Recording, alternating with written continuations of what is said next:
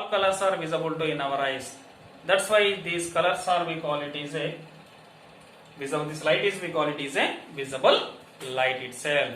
So the frequency is decreases, the wavelength is increases. If you are observing the light is consist of different frequency of waves are present. So all together variety of these all frequencies together is we call it is a electromagnetic spectrum. What we call it is electromagnetic spectrum.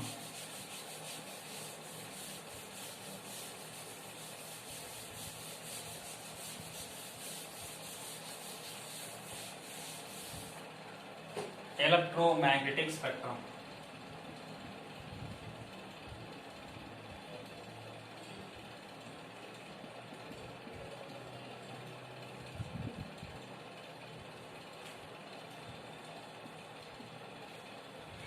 Electromagnetic spectrum means the light rays are consist of electromagnetic property. It is exhibiting electromagnetic property and it is consist of different frequency of light rays are present. So all together is we call it is a electromagnetic spectrum. So which waves are present here? So in this it is consist of, the light is consist of gamma rays, X rays, UV rays,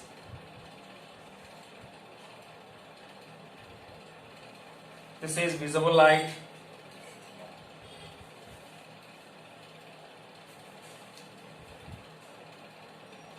IR radiation, radar, radio wave, broadcasting.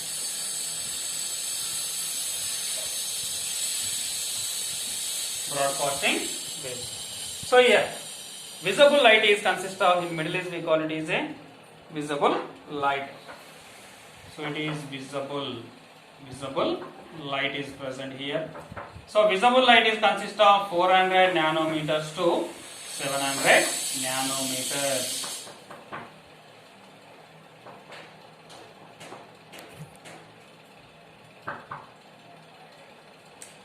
So in electromagnetic spectrum, the continuation range of the gamma rays to broadcasting rays. Altogether is we call it is a electromagnetic spectrum. So different frequency of the rays are present here. Gamma rays are 10 power minus 2 minus 12 meters and X rays are 10 power minus 9 meters. And next one is visibility. Visible rays are consist of 400 nanometers to 700 nanometers. IR, infrared radiation is 10 power minus 6 meters. And radar is 10 power minus 3 meters and radio is 10 meters and broadcasting is 10 power 3 meters. So these all different frequency of the lights are present in a light ray. So that's why these rays are we call it is a electromagnetic spectrum. All together is we call it is a electromagnetic spectrum. So this is about the spectrum. So spectrum is we can classify into two types, line spectrum and band spectrum. And we can classify into atomic spectrum or molecular spectrum or absorption spectrum or emission spectrum. So here we can classify into the spectrum is atomic spectrum,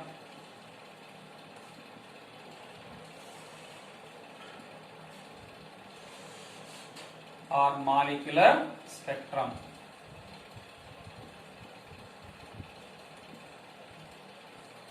Atomic spectrum is called as line spectrum.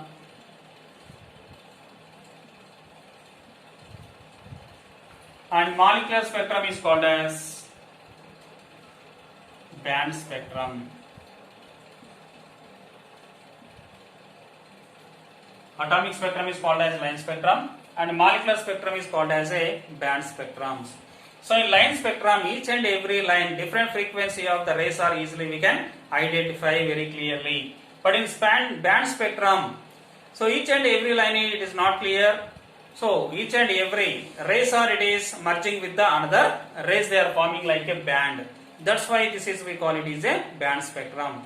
So we can observe rainbows, we can take the example of band spectrum, and each and every atom of their spectrum is we can take as line spectrum. So these Spectrum also we can taking as emission spectrum and absorption spectrum. Emission spectrum means in a chemical reaction one element or one molecule is how much amount of energy is released in a chemical reaction. That is also we can calculate by using of emission spectrum. And how much amount of energy is utilized by the chemicals and then it is participating in a chemical reaction. That is also we can calculate by using of absorption spectrum. So here spectrum is again we can classify in two types: emission spectrum and absorption spectrum. Emission spectrum and absorption spectrum. So like this the spectrums are we can classify. And the next atomic model was Bohr's atomic model. So in Rutherford atomic model drawbacks are there. Two drawbacks are there. But based on the Rutherford atomic model, drawbacks of Rutherford atomic model and Planck's quantum theory, based on that Niels Bohr is proposed one more atomic model that is called as Bohr's atomic model. So before going to discuss about this Bohr's atomic model, so first we will discuss about Planck's quantum theory. Planck's quantum theory.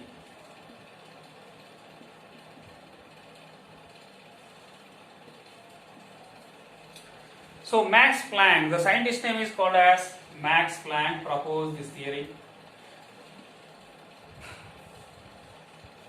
That's why this is called as Planck's quantum theory. So sun, we are taking sun is releases sun rays, right? So we are on the earth. This is the earth. So sun rays are falls on the earth.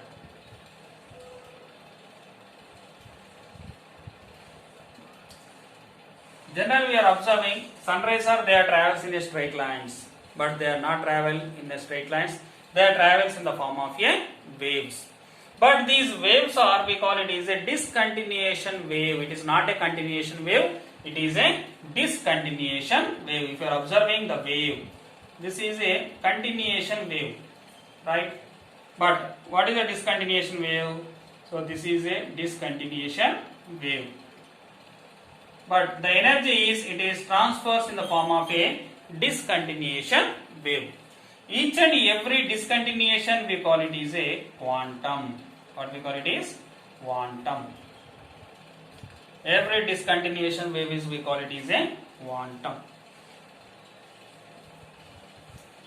The quantum is consist of the energy particles are present in a discontinuation wave and this quantum energy particles are present. These energy particles are called as a photons. Energy particles are called as photons. So each and every energy packet is consist of the photons. That energy packets is called as a quantum. So on the earth some objects are present on the earth. So how much amount of energy is absorbed or released by the object? So it is, we can calculate in the form of a spectrum. So it is directly proportional to the frequency of light. How much amount of energy is received or emitted by an object is, we can calculate it, that is equal to, the amount of energy is equal to the frequency of light. So that we can calculate it as E is directly proportional to nu. E is directly proportional to nu. Means the frequency of light means more light particles are when it is falls in our body is absorbing more heat energy. The total amount of energy when we can calculate it is equal to the frequency of light. If you are absorbing a very less amount of heat energy by the number of waves or it is falls in our body itself. So that is related between the energy is related directly proportional to the frequency of light. It is proposed by Planck's quantum theory. So if you want a constant, then we can write as E equal to h nu. This is called as Planck's quantum theory equation. E equal to h nu. How much amount of energy is received by an object is, that it depends on the that is directly proportional to the frequency of the light, the energy particles. So here we are taking as h is a Planck constant. H is Planck constant. Planck constant. So these Planck constant values are 6.626 into 10 power minus 27 ergs into second, or 6.626 into 10 power minus 34 joules into second. This is the constant value of Max Planck constant. So this is Planck's quantum theory. So based on this Planck's quantum theory and based on the drawbacks of Rutherford atomic model, Niels Bohr scientist is proposed one more atomic model, that is called as Bohr's atomic model. Now we are going to discuss about Bohr's atomic model.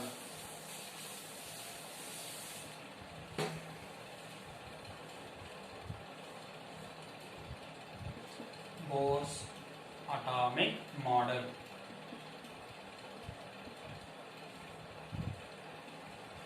Scientist name is Niels Bohr.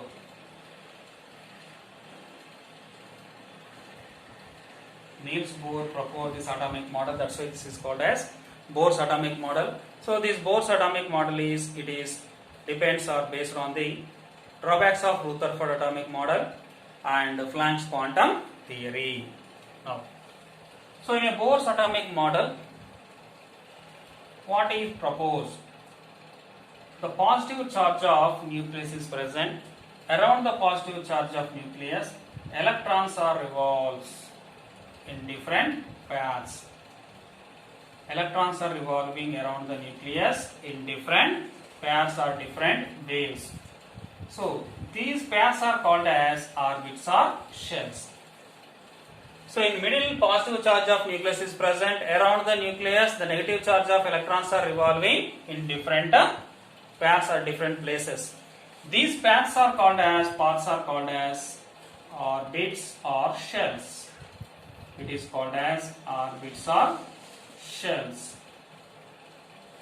Orbits or shells. So when the electrons are revolving in a particular orbit, each and every orbit has a constant energy.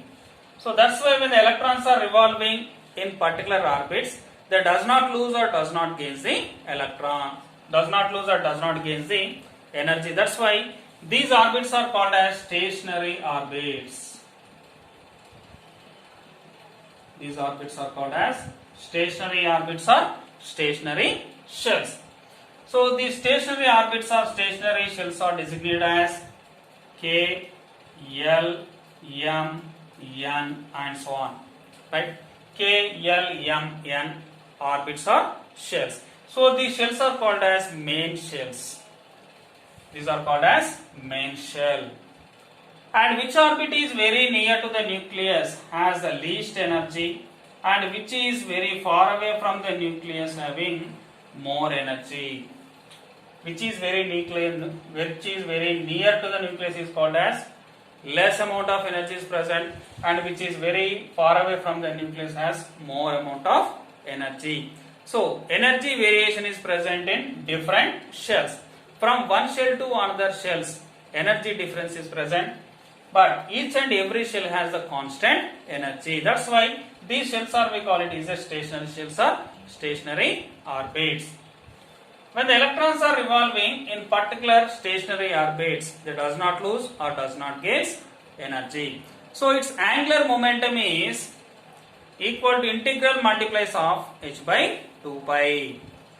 So simply we can representing as MVR. MVR equal to NH by 2 pi. MVR means the angular momentum of an electron. Angular momentum. Angular momentum of an electron is MVR equal to NH by 2 pi. M is the mass of electron, V is the velocity of electron, R is the radius of an electron. How can we find out NH by 2 pi? N is called as the main shells or the principal quantum number. If N equal to 1, that is K shell, n equal to 2 L shell, n equal to 3 M shell, n equal to 4 N shell. So according to this, energy levels also can be changes. So the energy of K shell is the least than the L, M and N. So in this, the highest energy shell is N shell. So n equal to 1 is the K shell, n equal to 2 is L shell, n equal to 3 is M shell, n equal to 4 is N shell. So angular momentum of an electron is, it is equal to nh by 2 pi, integral multiplies of nh by 2 pi. So this angular momentum is, it is equal to, means these all energy values are, it is equal to only some of the values such as 1h by 2 pi, 2h by 2 pi, 3h by 2 pi and 4h by 2 pi is called as quantization. It is called as quantization. The angular momentum of an electron, the values are, it is equal to 1h by 2 pi, 2h by 2 pi, 3h by 2 pi and 4h by 2 pi is called as a quantization. Right? So Niels Bohr successfully explains about the line spectrum of hydrogen atom. So he explains about hydrogen spectrum.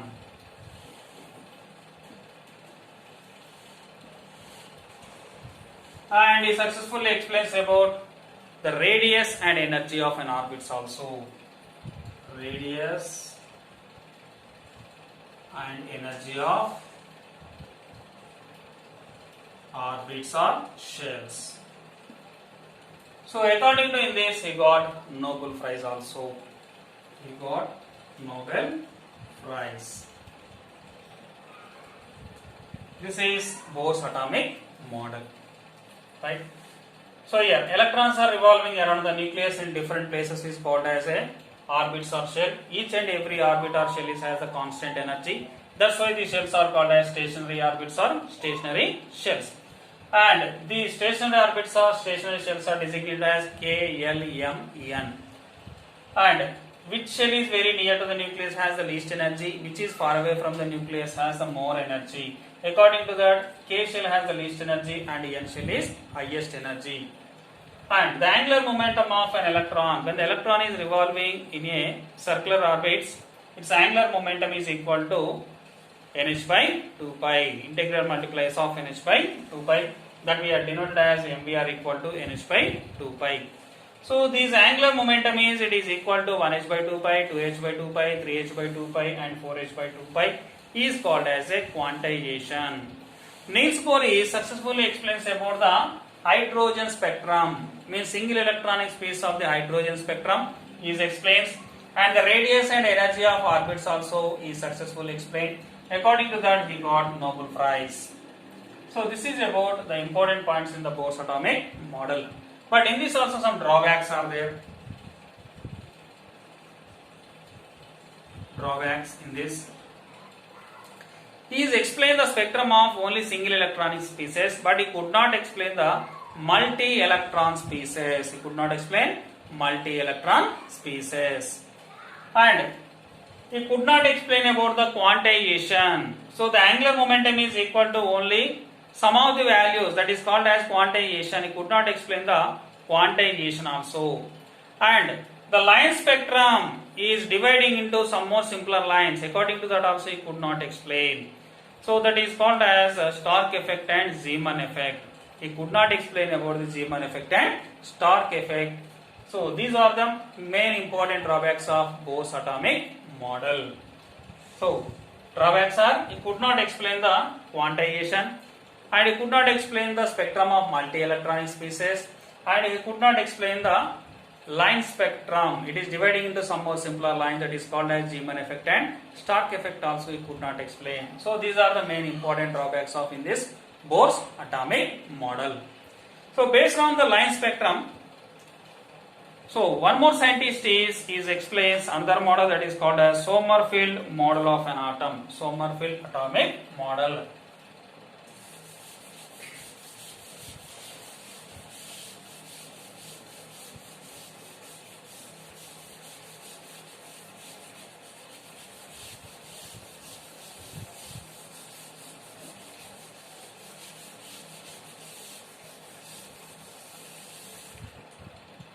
Next one is Sommerfeld atomic model.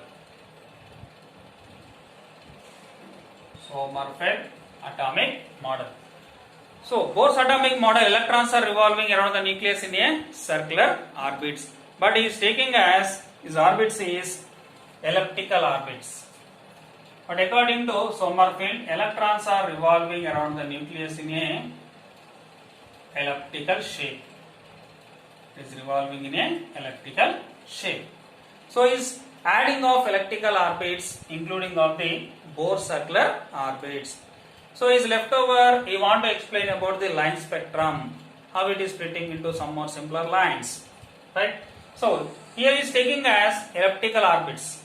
So in this elliptical orbit, he is left the first circular orbit and second circular orbits, including of each and every elliptical orbits are included. So here, this is the first circular orbits of the first orbit, and the second circular orbit, so it is consist of the second one, and is introducing of one more elliptical orbit is included.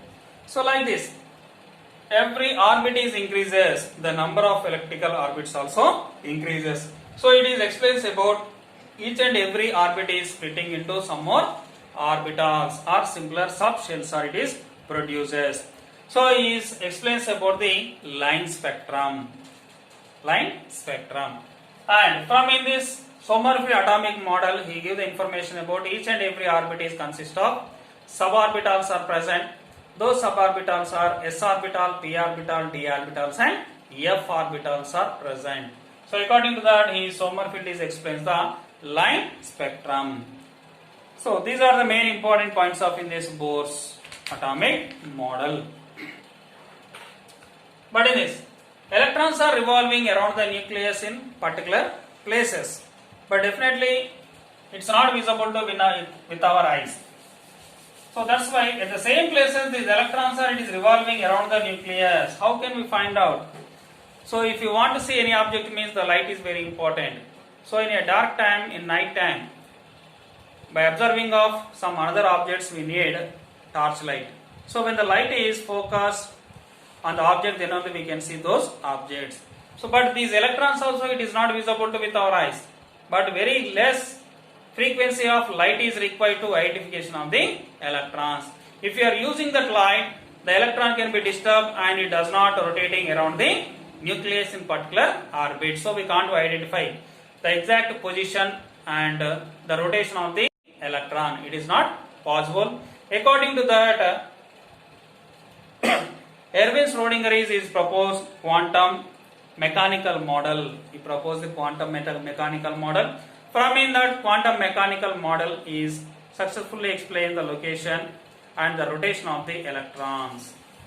So from in these all different atomic models, which is giving the information, the position of the electrons easily we can identify, and from in these different quantum numbers also proposed. These quantum numbers are given the information about and which places the electrons are located. So now we can discuss about the quantum numbers.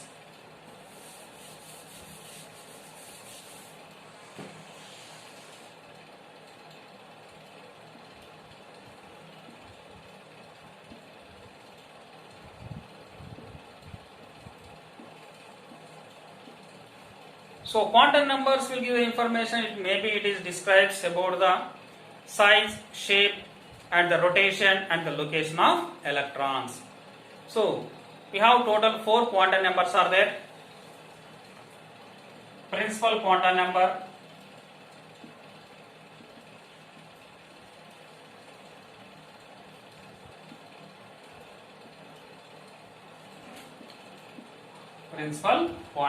number,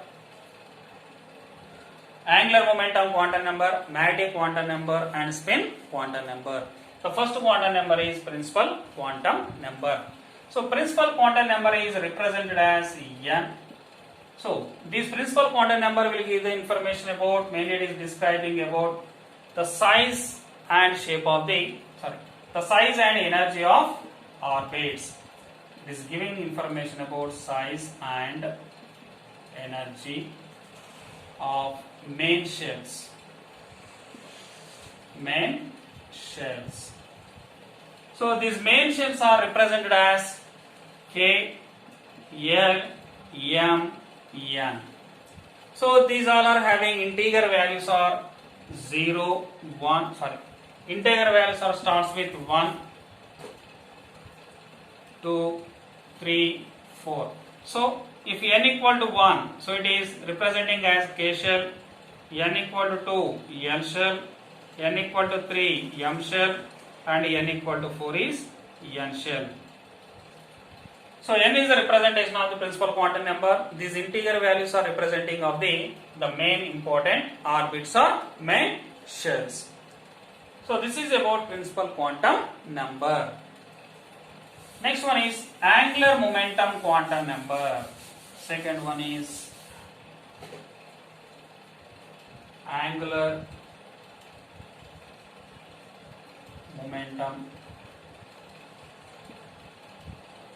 quantum number.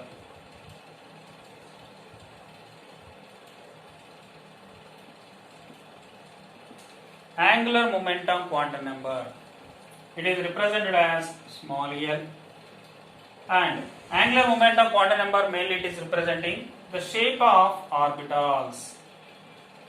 Shape of orbitals. So the orbitals are s orbital, p orbitals, d orbitals, and f orbitals.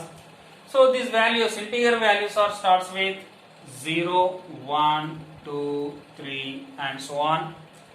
And this angular momentum quantum number depends on principal quantum number, that is n.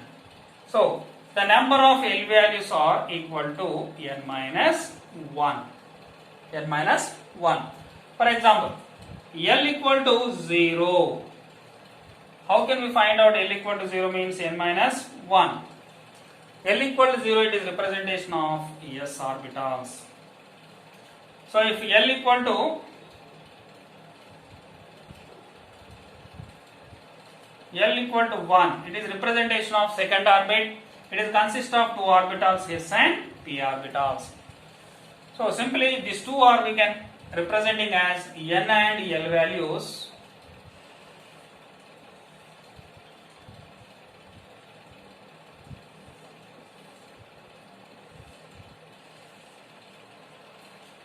K shell, L, M, N. If n equal to 1, it is representing of K shell, n equal to 2, L, n equal to 3, M shell, n equal to 4, N shell.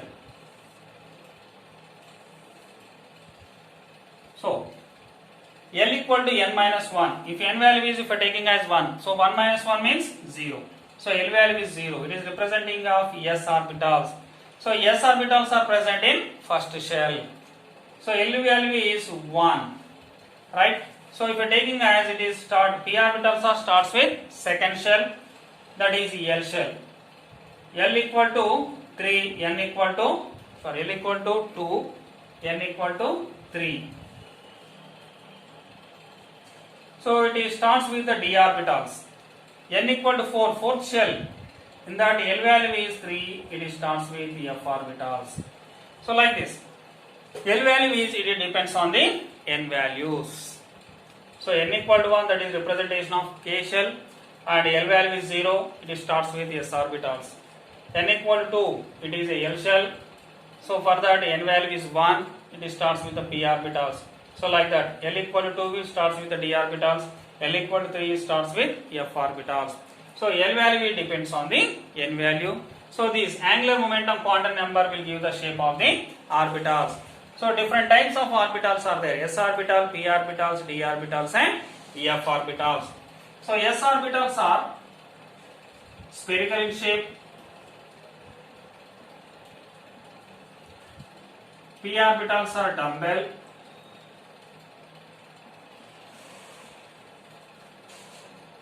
d orbitals are double dumbbell,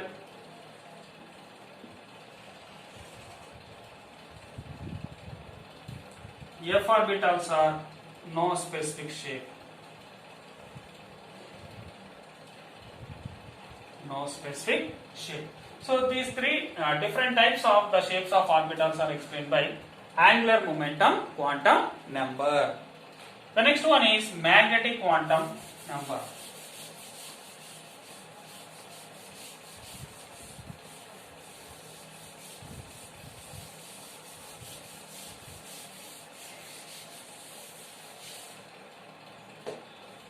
Third one is magnetic quantum number.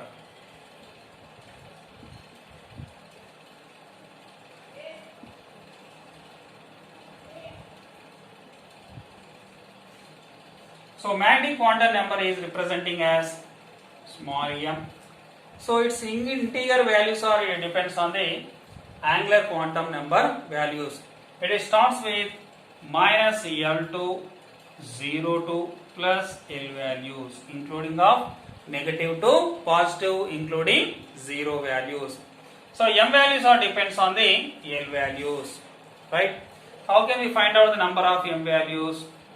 2L plus 1 formula when we can apply, we can get the number of m values, right? If L equal to 1, so what is the m value? M value we can find out m equal to 2 into L means 2 into 1 plus 1. So we can get as 2 plus 1, 3. So m value is 3. What are these 3? 3 what it is present here? L equal to 1 means which orbital is present here? P orbitals. So P orbitals are 3 types are there. Px, Py and Pz. Total 1, 2, 3 are present. 3 orbitals are present in this m orbitals of values. Means that is minus 1, 0, plus 1. 3 orbitals are present here. That is 3 p orbitals. Minus 1, 0, plus 1. So that is px, py and pz orbitals. The next one is spin quantum number.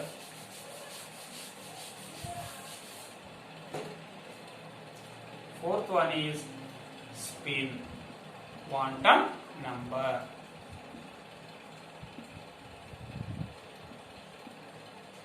So spin quantum number will give the orientation of an electron.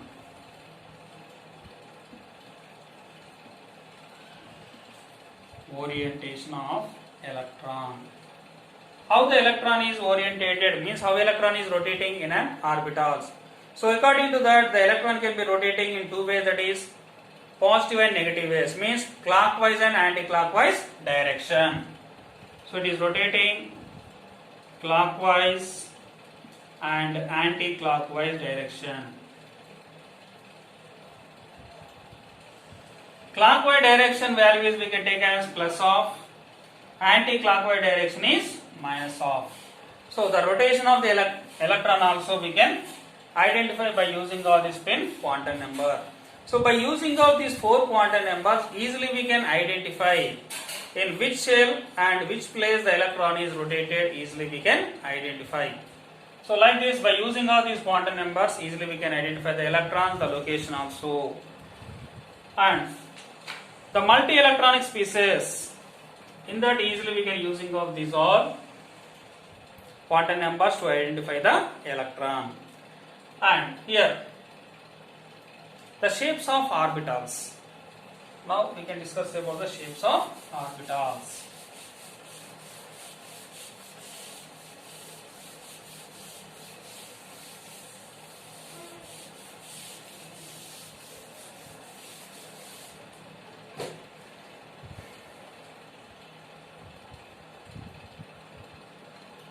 Shapes of orbitals.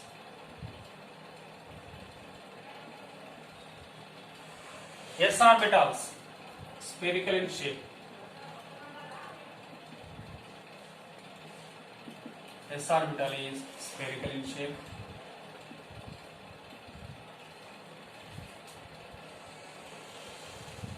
So it is having x-axis, y-axis and z-axis. X, y and z.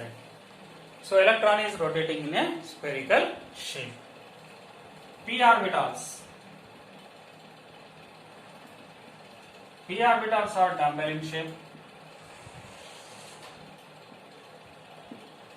Three types of p orbitals are there: px, py, pz orbitals. First, px orbitals. Px, x and y axis. So on the x axis orbital is present. This is called as px.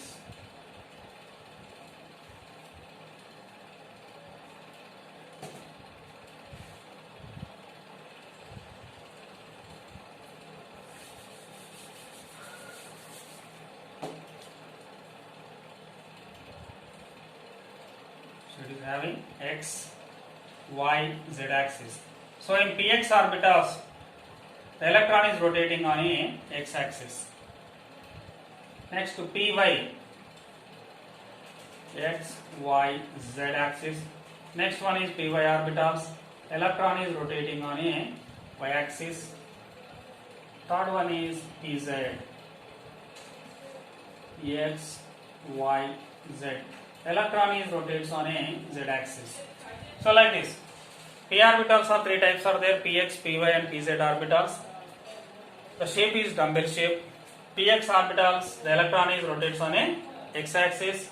In py orbitals, electron is rotates on a y axis. In pz orbitals, electron is rotates on z axis. Next, d orbitals. D orbitals are five types are there. These are double dumbbells, double dumbbell in shape. Total five types of d orbitals are there. That is dxy, dyz, dxz, dx square and y square, and dz square. Total five types of orbitals are present. First one is dxy.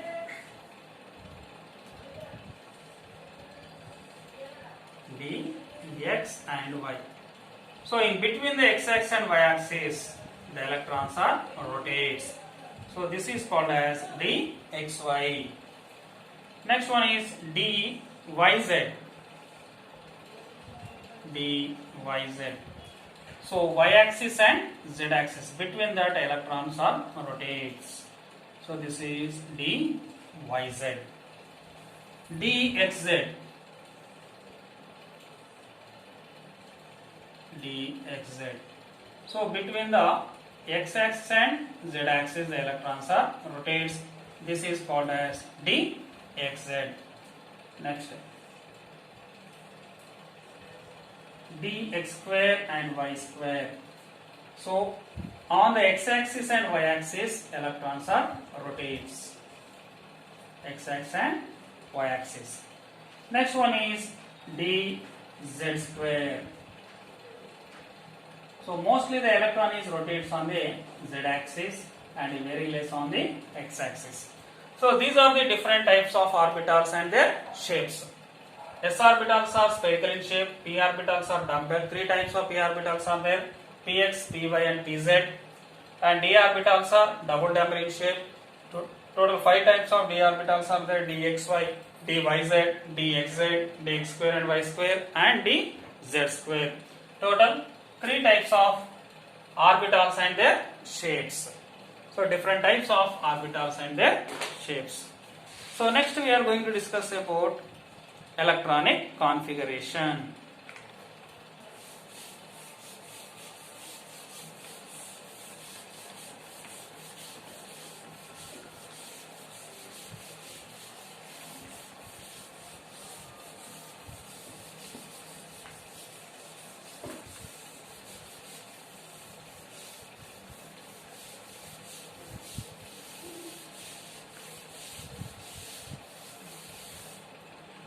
Electronic configuration.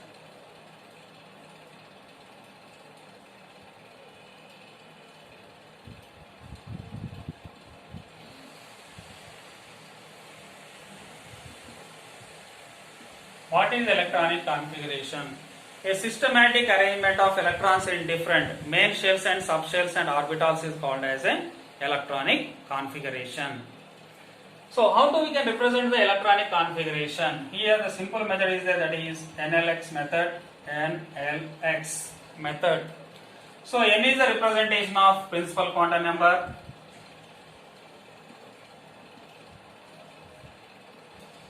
Principal quantum number.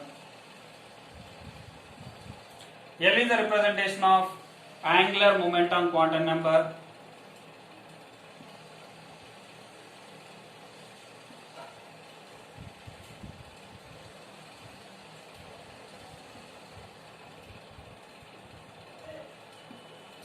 X is the number of electrons. Number of electrons. So this is the simple representation of electronic configuration of an element. That is called as NLX method. So in this, N is the representation of principal quantum number, L is the representation of angular momentum quantum number, X is the number of electrons. One example is 1s1. 1 is the representation of the first shell. S is the representation of the orbitals. So in that orbital, how many electrons are there? Only one electron is present. So like this we can representing the electronic configuration of the multi-electronic species. Easily we can write the electronic configuration to arrange of different number of electrons and different shells. But while writing of this electronic configuration, we should remember three principles are very important. Now let us discuss about the principles of electronic configuration. First one is Aufbau principle.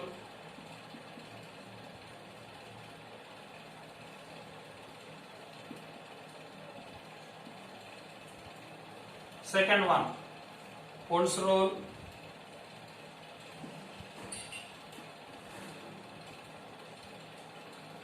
Third one, Pauli's exclusion principle.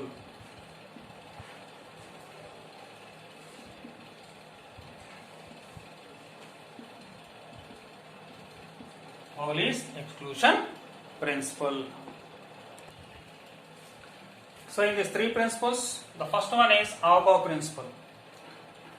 So while writing of electronic configuration, we have to follow the three principles: Aufbau principle, Wundt's rule, and Pauli's exclusion principle. So in that, the first principle is Aufbau principle. Aufbau principle means the first electrons are enters into the lower energy shells. Next, it is enters into higher energy shells. So that is called as Aufbau principle. So which one is having the n plus L values are less? First electrons are enters in the n plus L values, which one has less. Next one is it is enters into higher n plus L values. So the lower energy of orbits are first it is occupied by the electrons, the next it is going to higher energy of shells. If both shells are having same n plus L values, in that the first n value which one has the least, in that electrons are first it is enters. For example, if you are taking nitrogen atomic number is 7 electrons. 7 electrons are present in this nitrogen. Then how to fill the electrons of in different shells in an orbitals? So that is also given. One Euler diagram is there. Euler scientist is given the arrangement of the electrons. So according to that we have to follow to write the electronic configuration. So is given the arrangement of the shells: 1s, 2s, 2p, 3s, 3p, 4s, 3d, 4p, 5s, and so on. So like this, the electron should be arranged in an order. This is called as increasing energy levels the electron should be occupied. So if you are taking as a nitrogen atomic number is 7, 7 electrons are present. So first two electrons are enters into 1s orbitals, that is 1s2. Third and fourth electron is enters into the 2s orbitals, 2s2. Up to here 4 electrons are completed. The remaining 3 electrons are present. The next shell is 2p shell. In that it is enters into 3 electrons. 3 electrons. So this is the arrangement of the electronic configuration.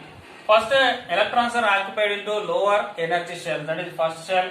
Next it is enters into second shell. Afterwards it is enters into third shell. So like this the electrons are arranging. First it is enters into filling up the lower energy shells. Afterwards it is enters into higher energy shells. So this arrangement is called as Above principle. This is for n plus L values. According to n plus L values, which one is has the least? First electrons are occupied. If both orbitals are having same n plus L values, in that position first electron is enters into the lower n value. For example, 4s and 3d. But after 3p, 3d should come, but 4s came. So why the first electrons are enters into 4s orbitals, next electrons are enters into 3d orbitals. So let us see for these two 4s and 3d orbitals of n plus L values once we can observe. So first 3d orbitals. 3d orbitals of n plus L value. So 3d orbitals of n value is 3. L value of d orbitals. So s, p, d.